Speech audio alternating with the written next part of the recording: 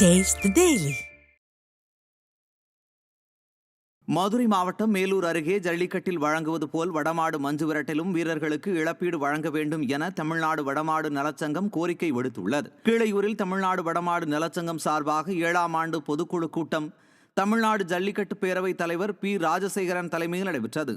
இதில் ஜல்லிக்கட்டு வீரர்களுக்கு தமிழக அரசு இழப்பீடு வழங்குவது போல் வடமாடு மாடு உரிமையாளர்கள் மற்றும் வீரர்களுக்கும் ஸ்டாலின் அரசு இழப்பீடு வழங்க வேண்டும் எனவும், மாட்டின் உரிமையாளர்கள் மற்றும் மாடுபிடி வீரர்கள் இன்சூரன்ஸ் செய்வதற்கு அரசு உரிய ஆவணம் செய்து தர வேண்டும் உள்ளிட்ட கோரிக்கைகளை வலியுறுத்தி தீர்மானங்கள் நிறைவேற்றப்பட்டது.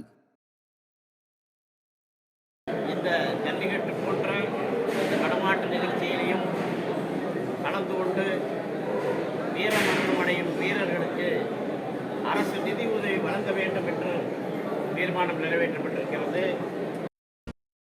சென்னையிலிருந்து பெங்களூரு புறப்பட்டு சென்ற இண்டிகோ ஏர்லைன்ஸ் விமானம் நடுவானில் ஏற்பட்ட இயந்திர கோளாறு காரணமாக அவசரமாக தரையிறக்கப்பட்டது.